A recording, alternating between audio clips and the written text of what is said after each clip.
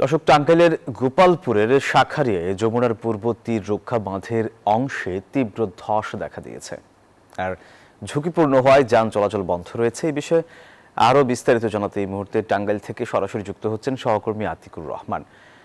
আতিক, এখনকার পরিস্থিতি কি দেখছেন জানাবেন, আর প্রশাসন কি বলছে, সেই সাথে বাঁধ মেরামত শুরু হয়েছে কিনা জানাবেন আমাদের। ধন্যবাদ সোহাগ। আপনি জানেন যে টাঙ্গাইলের যে যমুনা নদী রয়েছে এবং এই যমুনা নদীর কিন্তু এখন অনেকটাই তীব্র ভাঙন কিন্তু দেখা দিয়েছে। এটি হচ্ছে নলিন এবং ভুয়াপুর এবং তারাকান্দি যে মহাসড়ক, যে আঞ্চলিক মহাসড়ক রয়েছে, সেই আঞ্চলিক মহাসড়ক কিন্তু অনেকটাই কিন্তু ধসে গিয়েছে। অর্থাৎ এর কারণে কিন্তু এই উত্তর অঞ্চলের মানুষ কিন্তু অনেকটাই তারা কিন্তু শঙ্কিত রয়েছে এবং আশঙ্কা করছেন যে যে কোনো সময় আসলে এটি ভেঙে যেতে পারে এবং ভেঙে গেলে কিন্তু অনেক কিন্তু গ্রাম এবং অনেক বিশেষ করে ঘাটাইল, ভুয়াপুর এবং এই অঞ্চলগুলোতে কিন্তু ব্যাপক পরিমাণ কিন্তু পানি কিন্তু চলে যাবে।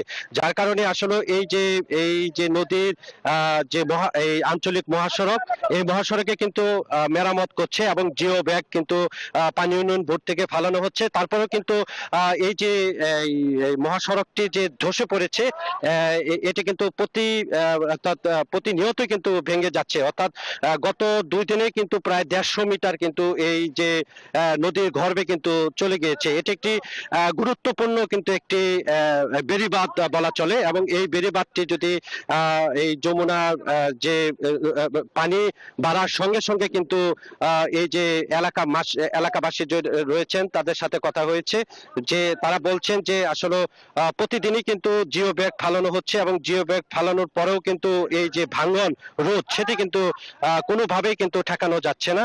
এবং যারা প্রশাসন রয়েছেন তারা কিন্তু বলছেন যে প্রশাসনের যারা এই পানি উন্নয়ন বোর্ড রয়েছেন তারা কিন্তু অনেকটাই সংস্কার করে যাচ্ছেন, কিন্তু তারপরেও কিন্তু ভাঙন রোধ কিন্তু করা যাচ্ছে না। সবকিছু মিলে বলা চলে যে এটি একটি বিপজ্জনক ভাবে কিন্তু আশঙ্কা হারে কিন্তু ভাঙছে এবং এইভাবে যদি মানে ভাঙতে থাকে তাহলে কিন্তু অনেকটাই এই অঞ্চলের কিন্তু অনেক বড় ধরনের কিন্তু পানি ঢুকে যাবে অঞ্চলে। এই ছিল আমার কাছে সর্বশেষ। ধন্যবাদ আপনাকে।